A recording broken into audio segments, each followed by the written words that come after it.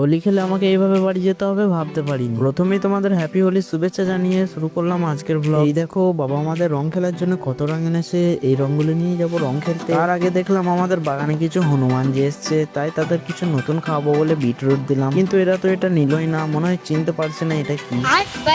তারপরেই দেখছি ভাই পুরো রং মেখে চলে এসছে বান্দর হয়ে, আর একটা কলা নিয়ে খেতে বসে পড়েছে। এবার আর বেশি দেরি না করে সোজা চলে এলাম নাচতে, কারণ এখানে এরা বক্স এনেছে। তোমরা হয়তো ভাবছো আমরা খালি গায়ে কেন নাচছি, আসলে আমাদের গ্রামের ছেলেদের হোলি মানেই হচ্ছে জামা ছেঁড়া ছিল, রং মানে হচ্ছে কাদা গোবর। যে এখানে দেখছো বাকি সবার ছেঁড়া জামা প্যান্ট পরে আছে। এবার কিছুক্ষণ নাচার পর সবাই এখানে স্নান করে বাড়ি আসার সময় দেখলাম গাছে কিছু ছেঁড়া জামা প্যান্ট ঝোলানো আছে। আজকে হোলি স্পেশালে বাবা আমাদের জন্য বইকালে এনেছিল মটন বিরিয়ানি, সাথে ছিল চিকেন চাপ, ডিম সেদ্ধ, সাদা সাদা রসগোল্লা। এই দেখো বান্দর মুখোটা কি করে খাচ্ছে, খুব পছন্দ হয়েছে বলছে। এইগুলো খেতে তো আমার অপূর্ব লেগেছে, কিন্তু কোল্ড ড্রিঙ্কসটাকে খুবই মিস করছি। এবার খাওয়া দাওয়া করে চলে আসি ঠাকুরতলা দিয়ে, দেখলাম সবাই ক্যারাম খেলাচ্ছে, তাই আমিও খেলতে লেগে পড়ি। আমি ক্যারাম খেলতে থেকে, আর তোমরা আরো মিনি ব্লগস এর জন্য লাইক আর ফলো করে নাও।